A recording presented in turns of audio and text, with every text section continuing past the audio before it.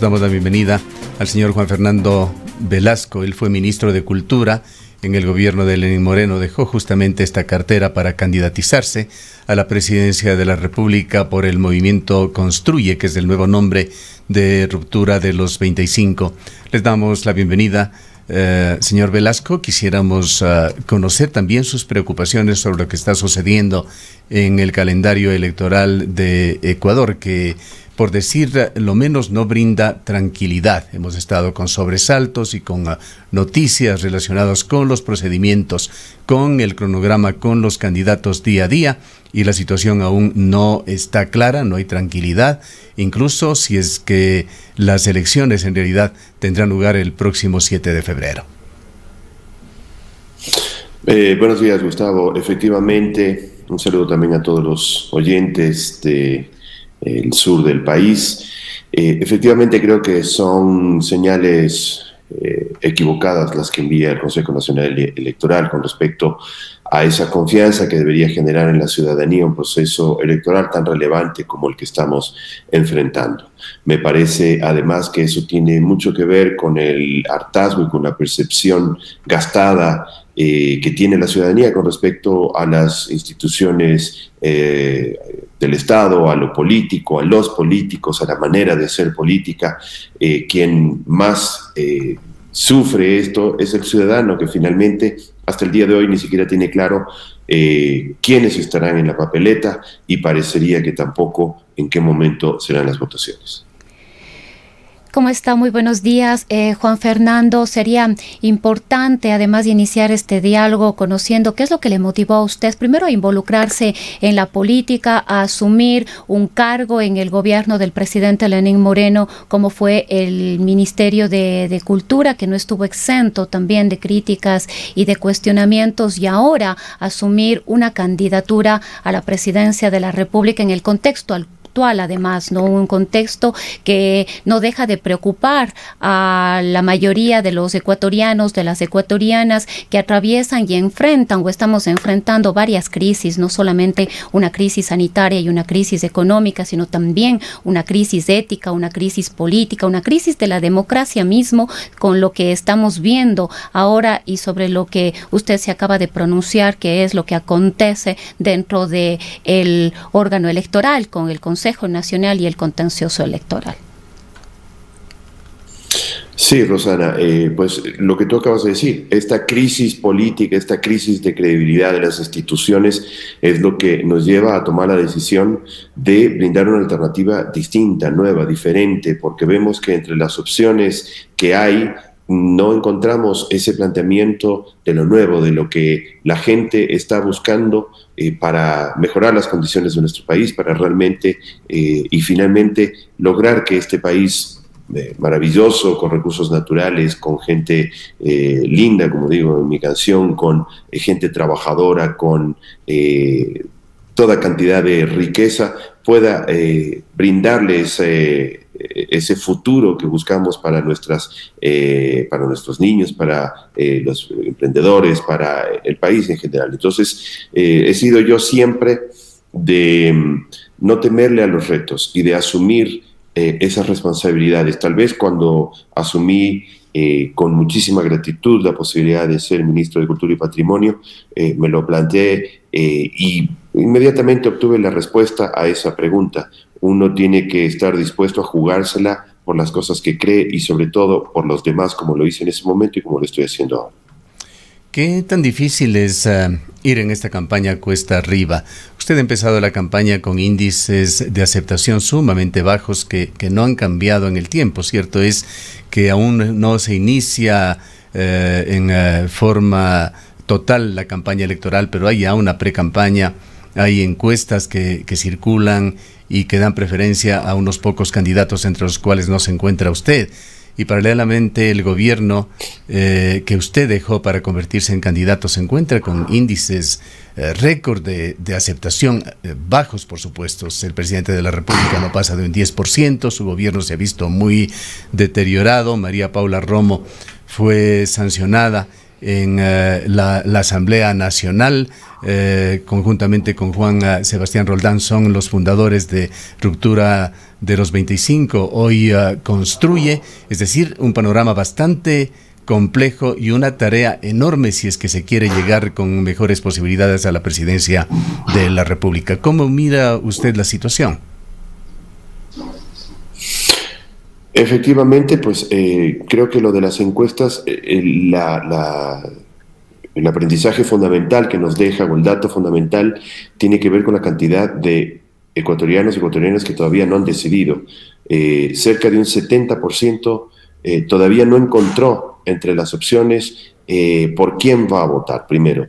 Segundo, sabíamos que íbamos a comenzar así. Con una cifra, hay datos quizá de mayor credibilidad que tienen que ver con CEDATOS, probablemente la empresa de más credibilidad en encuestas, que hablan solamente de un 40% de indecisión en el electorado.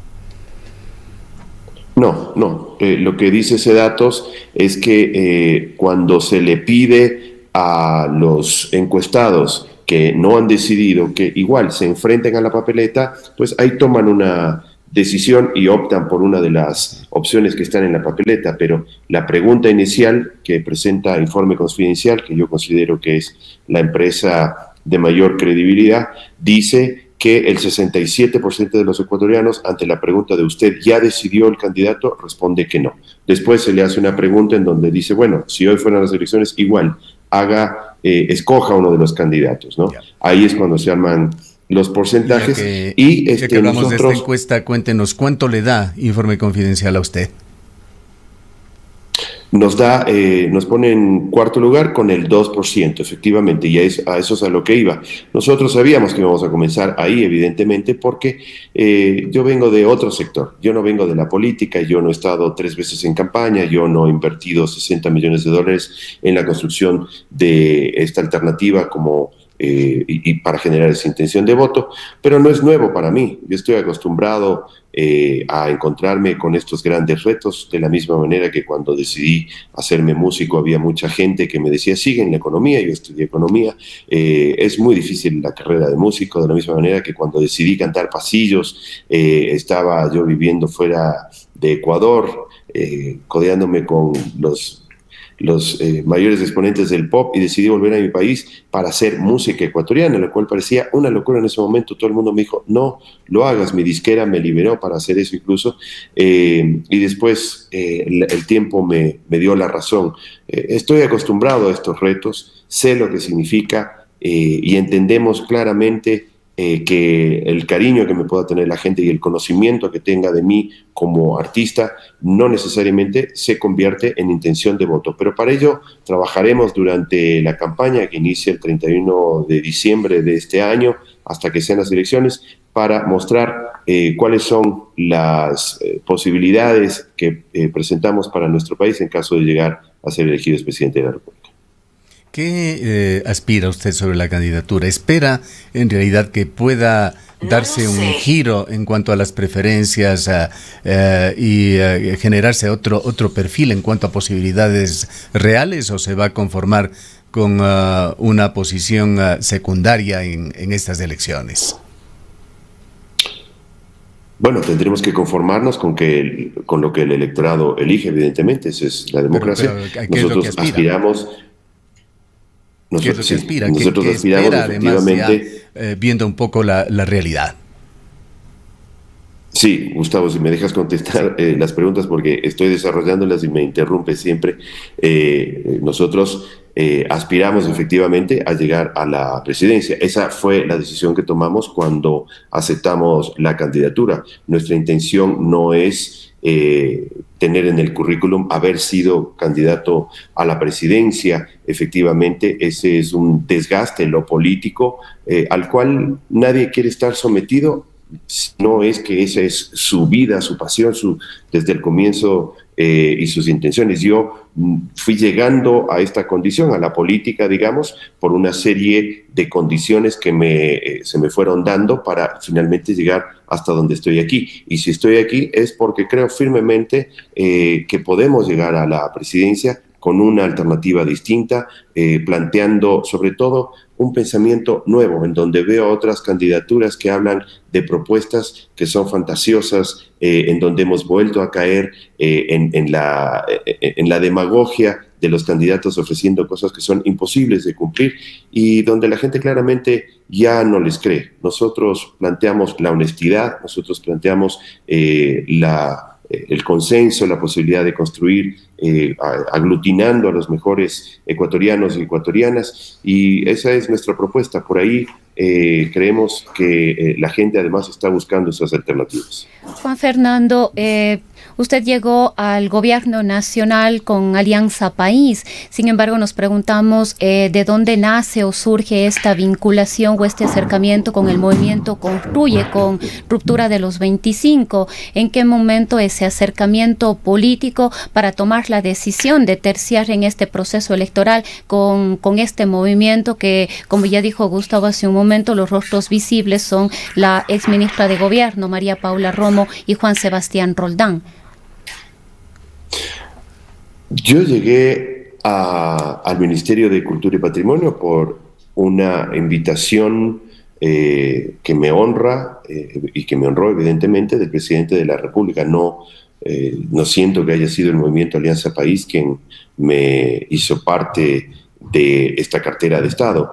De la misma manera que ahora soy el candidato de este movimiento nuevo que se llama Construye, de las listas 25, al cual no estoy afiliado, con quienes tengo mucha afinidad y con quienes he podido construir una propuesta no solamente para la candidatura a la presidencia, sino a todas las dignidades referentes a la Asamblea, en donde buscamos gente nueva, gente fresca, que tenga alguna experiencia en lo público, pero que plantee lo nuevo. Nosotros creemos que en la papeleta lo fundamental va a ser, ni siquiera la dividiría entre izquierda y derecha.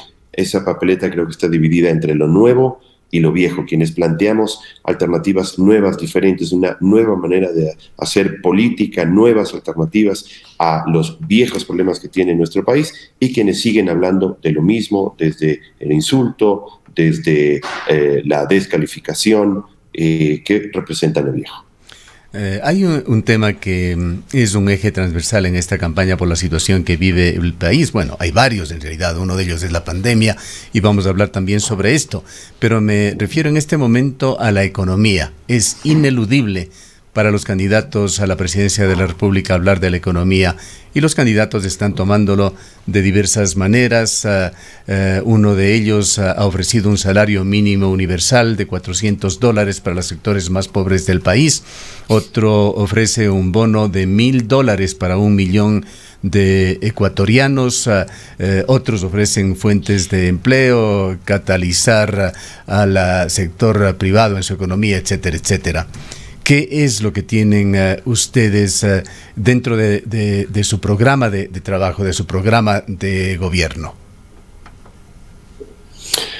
Bueno, lo económico tiene muchísimas aristas. Lo fundamental y lo que más le preocupa al pueblo ecuatoriano es el empleo. Y para ello nosotros ofrecemos un Estado que confíe en sus ciudadanos. Este es un Estado que desconfía del ciudadano, que le pone trámites, que le pone tasas, que le pone licencias, que le pone trabas desde todos los aspectos, y el sector privado en su gran mayoría es el que genera el 80% de los empleos en nuestro país. Nosotros buscaremos la manera desde la política pública de liberar de todos esos trámites, poner plazos específicos para que esos trámites sean realizados, eliminar todos los cobros relacionados con tasas, con permisos previos al emprendimiento que puedan ser pagados cuando ya ese emprendimiento esté generando riqueza, trabajar desde la banca pública para entregar créditos que sean a un interés razonable del 5 o 6%, que hay un acompañamiento, que el haberse endeudado durante la pandemia y no haber podido pagar probablemente una cuota de teléfono celular, del televisor, de lo que sea, no sea un impedimento. Entonces plantearemos una moratoria en el requerimiento del buró de crédito para que los ecuatorianos puedan empezar, puedan reemprender ese trabajo productivo. Sucede que está uno endeudado porque durante la pandemia no pudo trabajar, porque perdió el trabajo, porque lo que sea sucedió, quiere volverse a activar, va a pedir un pequeño préstamo porque tiene una idea para seguir adelante, y le piden, primero tienes que pagar las deudas para que nosotros te demos dinero, pero si yo no tengo ese préstamo y no puedo generarme ingresos, ¿cómo pago esas deudas? Entonces es creer en los ciudadanos, darle la oportunidad a los ciudadanos de que generen ese empleo, esa riqueza que genera bienestar para todos los ecuatorianos. ¿A través de qué mecanismos generarían empleo, riqueza? ¿Se plantearía quizá una nueva matriz productiva o se continuará con el extractivismo? El tema de la minería, por ejemplo, es otro de los que han asumido varios candidatos y van tomando posiciones sobre el mismo. Sí, bueno, como dije antes, el empleo se genera en el sector privado. Haremos a través de una política pública que confíe en sus ciudadanos y que trabaje para ellos, no que sea un impedimento, uno. Dos, sí, aprovechar los recursos naturales que tenemos con responsabilidad, pensando en el ambiente, siempre poniendo por delante el ambiente, pero entendiendo que esos recursos son los que nos permiten financiar lo que otros candidatos están hablando de bonos, de pagos, de renta universal, de educación, de salud, etcétera. Todo eso tiene que venir de algún lado. Uno no puede simplemente ofrecer, voy a dar bono por aquí, bono por allá.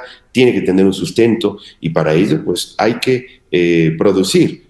Como dije antes, desde el sector privado, pero los recursos naturales que tenemos son fundamentales. Tenemos que seguir exportando nuestras riquezas, como el petróleo. Tenemos que poner énfasis en una minería responsable, en donde tenemos por un lado esa minería ilegal que genera violencia, que genera trabajo infantil, que no paga impuestos, ¿verdad? Que contamina, que hay que eliminar y hay que propender a esa minería a gran escala, que es la más responsable, la más con el ambiente, la menos dañina, la que paga impuestos, la que no genera violencia, la que genera bienestar y que es necesaria también en un pensamiento ambientalista. Si uno dice no vamos a utilizar más combustibles fósiles, tenemos que utilizar autos eléctricos, y para utilizar autos eléctricos hay que sacar el cobre que está debajo de la tierra, no alcanza con el oro de los celulares, hay que extraer esa riqueza que tenemos de manera responsable, nuevamente, como hemos dicho, teniendo en cuenta la Constitución, por supuesto, respetándola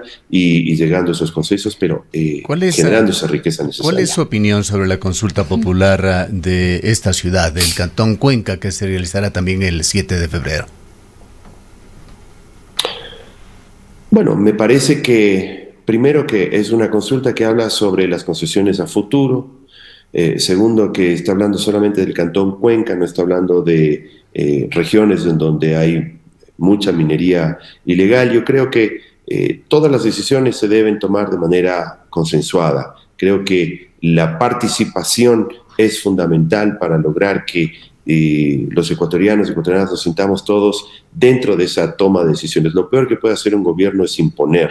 Lo peor, ya no hay época de paquetazos. Está claro que un gobierno no puede dar paquetazos, tienen que ser acuerdos entre los ciudadanos las decisiones que se tomen. Y en este sentido hay que cuidar el medio ambiente y las zonas en donde no se puede realizar explotación minera, petrolera, de cualquier índole, porque así lo hemos decidido los ecuatorianos, pues eso se debe respetar. Su opinión sobre este acuerdo preliminar que ha firmado, que es realmente prácticamente una carta de intención entre los Estados Unidos y Ecuador para llegar el próximo año con el próximo gobierno a un acuerdo de libre comercio. ¿Qué piensa usted sobre el punto al que se ha llegado, sobre el proyecto a futuro? ¿Y se ha reunido usted en su calidad de candidato con diplomáticos norteamericanos? Creo que es fundamental lograr acuerdos internacionales. El mundo está entrelazado y propende a juntarse, a buscar canales, a liberar las fronteras y el comercio, y nosotros no podemos volver a esa posición restrictiva en la cual estábamos como país absolutamente aislados, donde nuestros aliados eran Irán y Venezuela y no Europa y Estados Unidos, que es nuestro primer socio comercial, por ejemplo. Estamos viajando el día de hoy a Estados Unidos, tendremos reuniones también en Washington, en donde analizaremos las posibilidades, porque lo que hay que buscar siempre es el equilibrio, Gustavo.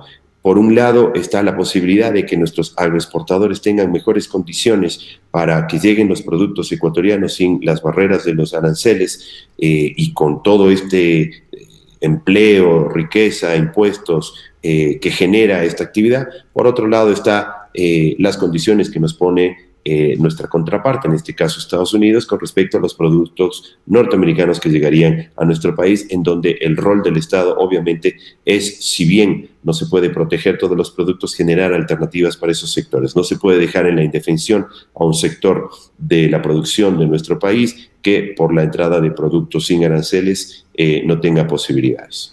A esta hora ponemos punto final a nuestro enlace con Academia TV, pero continuamos con Juan Fernando Velasco, candidato a la presidencia de la República en Antena 1 y sus plataformas.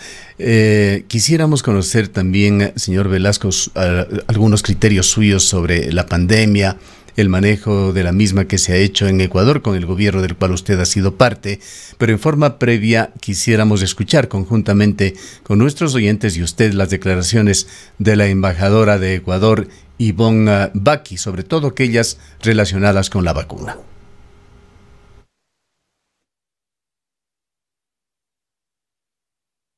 Sí está, Freddy, porque el ministro de Salud, el doctor Juan Carlos Ceballos, que estuvo aquí, y se reunió con todos los que están, todas las empresas y también con los dirigentes principales. La preparación en el Ecuador es excelente. Tenemos un ministro de Salud que conoce muy bien el tema, que es experto en estos temas específicamente y que sabe que esto se puede dar, y ya estamos preparados para poder recibir estas vacunas que vienen en cajas especiales, y también se puede conseguir que en el Ecuador haya el refrigeramiento y especialmente el hielo. No entiendo muy bien el tema como es, él lo sabe más que yo, pero en hielo seco se pretende transportar estas vacunas, ¿no? Exactamente, pero está todo está todo organizado de una forma correcta para poder transportarlos y tenerlos allá en el Ecuador, y tener Ecuador la forma correcta para poder tenerlos congelados. Y esto no se olvide que son dos vacunas, 2 dosis, quiere decir que es doble dosis. La una primero después de 6 semanas, creo, si no estoy equivocada, la siguiente. Entonces hay que tener todo arreglado y lo está haciendo muy bien el ministro de Salud. ¿Y Estados Unidos va a participar en algún tipo de apoyo para el traslado de las vacunas desde Michigan, que entiendo está la planta, hasta nuestro país? Por supuesto, todo se va a organizar en esa forma, y tenemos también, cuando vino el ministro se habló también de los recursos que podemos conseguir para que se paguen esas vacunas, que puedan ser con préstamos de largo plazo del Banco Interamericano de Desarrollo y otros también. Declaraciones de Ivonne Baki, siempre reflejando un optimismo, no siempre, en cambio, sustentado con evidencias por parte del oficialismo. Ivonne Baki dice que todo está bien, pero ella misma reconoce tener un desconocimiento bastante grande de temas de carácter técnico que son fundamentales, como una cadena de frío, si se puede o no implementar en Ecuador. Y en lo fundamental ella señala que se están buscando fuentes de financiamiento para pagar la vacuna. A este estado ha llegado Ecuador, una situación en la cual, si es que no se abren créditos internacionales para seguir alimentando al fisco, es prácticamente imposible realizar nada. Los gobiernos provinciales, los GATS en el país, se encuentran en medio de protestas porque el gobierno no cumple, a los proveedores se les debe por todo lado. Es una situación bastante desastrosa con la que se termina este año, aún en medio de la pandemia. Quisiéramos conocer su punto de vista sobre este tema. Y empecemos con una mirada desde la experticia que usted tiene, el ámbito de la cultura. En el mundo, escuchábamos recientemente en uno de los enlaces internacionales con France 24, que se protesta en Inglaterra, se protesta en Francia, porque los centros de cultura, los escenarios, los museos, o están abiertos con enormes restricciones o están cerrados. Pero dicen los artistas, sin embargo, se abren los centros comerciales y se preguntan qué clase de seres humanos estamos creando. Esto lo ponemos simplemente para la reflexión y escuchemos su opinión, quizá empezando también por el estado de situación de la cultura aquí en Ecuador en medio de la pandemia. Creo que está con su micrófono cerrado. Perdón. Sí, perdón. Sí, Gustavo, el sector del arte y la cultura efectivamente ha sido de los más golpeados durante esta pandemia en todo el mundo. Y aquí en Ecuador recordarás cómo este planteamiento que tú lo estás haciendo con toda razón, lo planteamos nosotros y nos enfrentamos a estas contradicciones en donde incluso en discusiones acerca del COE nacional siempre parecía que la relevancia de volver a las actividades artísticas y culturales estaba en entredicho, que no era importante, que no era en este momento lo prioritario. Esas eran las respuestas que siempre recibíamos, no solamente por parte de otras autoridades, sino por la ciudadanía. Cuando nosotros planteamos, por ejemplo, la alternativa de generar un auspicio privado para lograr que artistas vulnerables tengan un ingreso durante la pandemia para que realicen sus actividades por medios telemáticos o por la televisión, fuimos inmensamente criticados cuando hablamos de la creación de un protocolo para realizar serenatas durante los días festivos del Día de la Madre, del Día del Padre, sin que esto supusiera ningún tipo de riesgo mayor a la salud de nadie. Nuevamente fuimos inmensamente criticados en el sentido de que ¿cuál es el sentido de en este momento tener serenatas? Nadie quiere espectáculos, no es momento para pensar en estas cosas. De la misma manera, perdón, cuando hablamos y logramos el protocolo que permitió que las salas de teatro, los auditorios, los cines vuelvan a un 30%, utilizamos exactamente este mismo argumento que tú has dicho. Si el transporte público colectivo está habilitado, ¿por qué no podemos pensar en abrir un teatro, por ejemplo? ¿Por qué no podemos pensar en abrir un cine? Hay que cambiar esa percepción, hay que entender que detrás de todas las actividades artísticas y culturales hay trabajadores del arte y la cultura que necesitan generar esos recursos, más allá de que si yo como ciudadano he decidido no ir al cine para no arriesgarme o no ir al teatro, sí ir al mall, por ejemplo, como tú decías, hay un sector que vive de la posibilidad de que se vaya al teatro, de que se pague esa entrada, de que se vaya al cine, a un pequeño recital, etcétera. En lo que es el manejo nuevamente del gobierno de la pandemia, cuando en el mundo se abre la esperanza sobre las vacunas, aquí en Ecuador también hay mensajes como los de Ivonne Baque o del presidente de la República, que en un momento dado, hace muy pocas semanas, dijo que se vacunaría a 30,000 personas diarias, pero es contradecido a los 2 o 3 días por el ministro de Salud, que dice que no, que apenas 50,000 vacunas, esto es para 25,000 personas que se vacunarían, pues son 2 dosis, llegarían a Ecuador en el primer trimestre. ¿Qué esperanza concreta tiene usted como candidato en cuanto a la aplicación de la vacuna? Habíamos hablado en estos días, por lo menos con 2 de los mejores expertos, tanto de Cuenca como en Quito, en temas de salud pública, y ellos ven con muy poca fe este tema. Está basado, sobre todo, en las finanzas que se encuentran en crisis, en una crisis tan profunda en Ecuador, y en consecuencia de esto, la falta de una cadena de frío que permita una adecuada distribución en el marco de garantías de las vacunas. Ambos hacen previsiones en el sentido de que el 2021 va a ser casi igual al 2020 en Ecuador, que muy poca esperanza ofrece la vacuna. ¿Cuál es el pensamiento de usted como candidato a la presidencia de la República? Pues yo tengo la esperanza de que el gobierno haga bien las cosas y llegue de manera oportuna esa vacuna, que es la diferencia entre reactivarnos o no, más allá de la incidencia de casos y el control desde la salud, que es fundamental, evidentemente, es la posibilidad de que nuestro país empiece a engranar nuevamente, empiece a producir, empiece a generar empleo. Confiamos en que el gobierno haga bien las cosas. Yo me imagino que el próximo presidente de la República algo tendrá todavía que hacerse cargo con respecto a las dosis de las vacunas, pero quien debe iniciar ese proceso de manera inmediata es el gobierno nacional. Frente a este escepticismo, yo, como dije hace un momento, estamos haciendo un viaje este mismo día a Estados Unidos, y una de las paradas en Washington será para conocer de primera mano con la empresa Pfizer cuál es la situación real de las vacunas y hasta dónde podemos efectivamente esperar que este gobierno, de acuerdo a lo que ha ofrecido, pueda resolverlo, y si no, ir anticipando qué sería lo que nos toque a nosotros asumir el 24 de mayo. ¿Va usted quizá en esta parada en Washington también a contactar a legisladores, a congresistas norteamericanos, un sector importante de ellos y del partido que próximamente estará ya en el gobierno del Partido Demócrata? No han tenido muy buenos comentarios sobre el acuerdo con Ecuador, lo han calificado como apresurado. ¿Va a realizar algún tipo de cabildeo, de gestión, de contacto con los congresistas?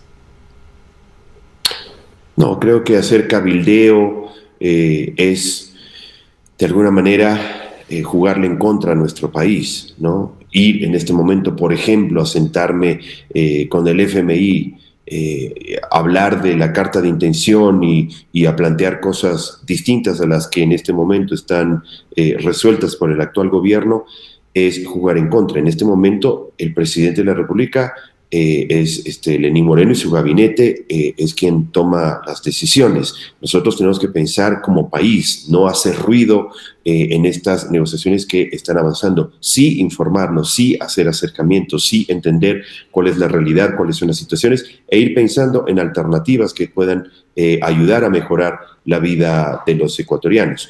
Este acuerdo comercial con Estados Unidos, tengo que decirlo así, si preocupa a Estados Unidos, son buenas noticias para los ecuatorianos, porque en un acuerdo, tú consideras conmigo, Gustavo, hay dos partes, hay dos intereses. Lo que es bueno para el Ecuador probablemente no es tan bueno para Estados Unidos, y por eso se llama un acuerdo. Hay que llegar a balances. Entonces, yo creo que lo que tenemos que lograr son las mejores condiciones para nuestro país en ese acuerdo.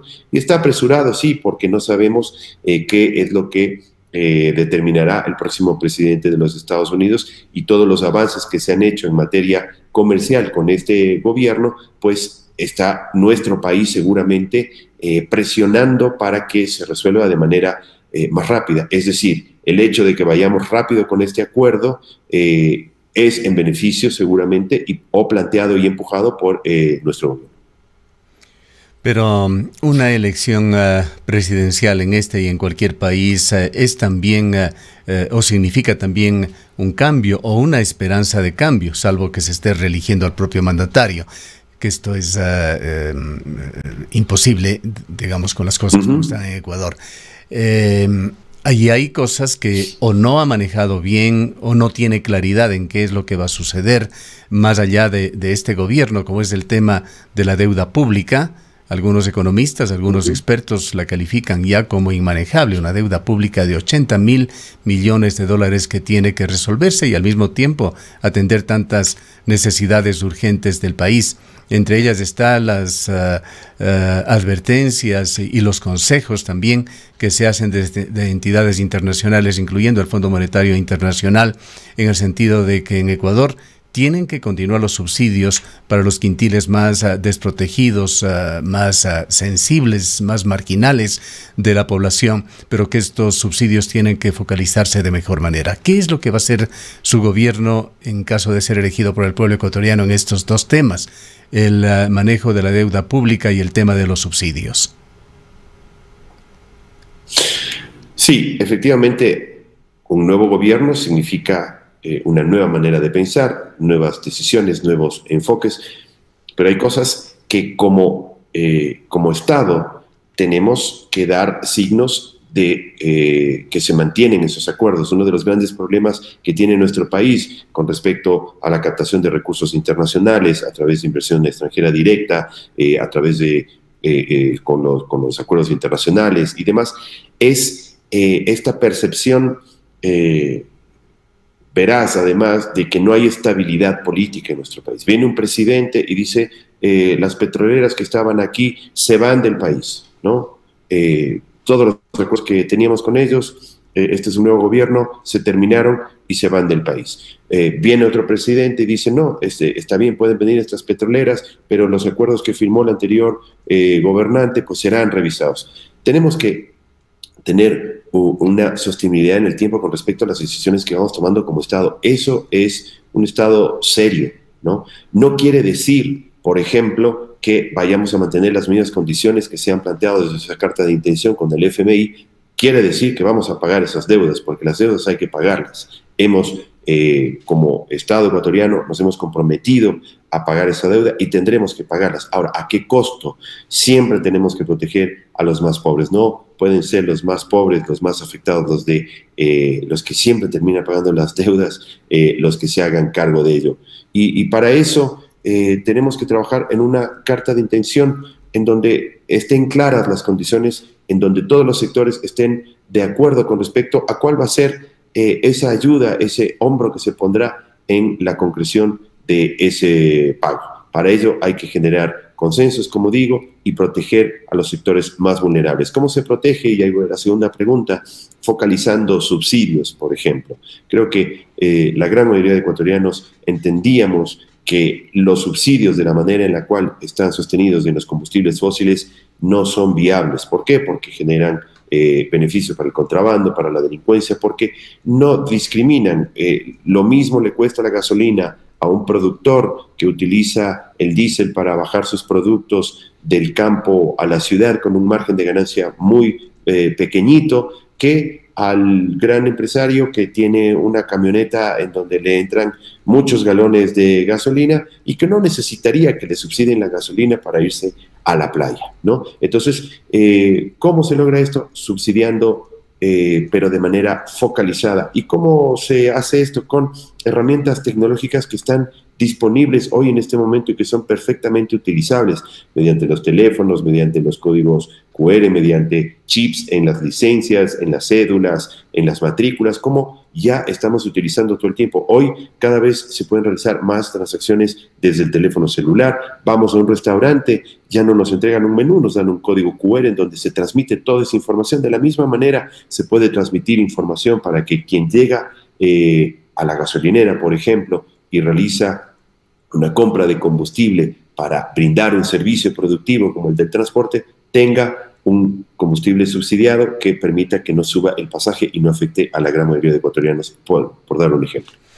Para culminar, señor Velasco, esta estabilidad que usted la conceptúa como necesaria en cuanto a políticas de Estado entre este y un próximo gobierno, en el marco de la campaña electoral como mensaje para los electores podría ser interpretada como continuismo en las líneas principales del actual gobierno. No, no es así, no es continuismo, es asumir esas responsabilidades que como Estado se van construyendo. No todo lo que pasó antes fue malo. Hay que entender que el nuevo presidente, si bien tenga una nueva mentalidad, no puede refundar el Estado, no puede partir de cero. Tiene que tomar las cosas buenas, tiene que asumir los acuerdos que sus antecesores, las decisiones que tomaron, modificarlas de acuerdo a la necesidad de la gente, volver a contrastarlas siempre de manera participativa, consensuarlas y hacer de una manera distinta la política.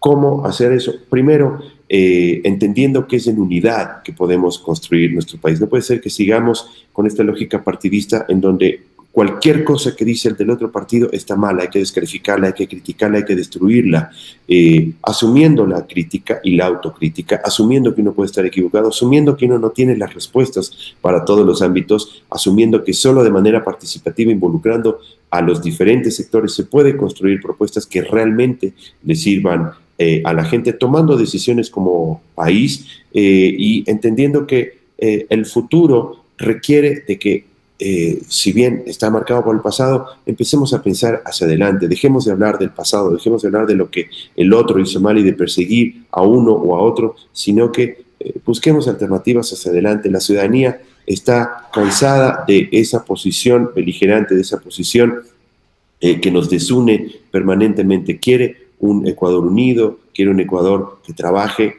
por esos objetivos que en los planes de gobierno se ven claramente unificados. Todos hablamos de empleo, todos hablamos de salud, todos hablamos de educación, hablamos de las mismas cosas. ¿Cómo llegar a ese objetivo? Lo vamos a lograr si nos unimos, si nos juntamos y trabajamos de manera participativa, escuchando a la gente, no teniendo las soluciones mágicas en la cabeza y diciendo yo vengo a solucionarles todos los problemas. El próximo presidente tiene que venir a aglutinar las voluntades de todos los ecuatorianos, esas soluciones que están en la gente, en el día a día. Bien, muchas gracias por habernos acompañado. Gracias a ustedes, un abrazo grande. Declaraciones de Juan Fernando Velasco. Él fue ministro de Cultura, hoy es candidato a la presidencia de la República por el movimiento Construye, que antes fue Ruptura de los 25. En el Ecaustro, desde hace 20 años, trabajamos día a día para generar la energía que tú necesitas. Hoy, renovamos nuestro compromiso de servir a la región y al país, generando desarrollo con conciencia y conservación ambiental, y siempre mirando al futuro.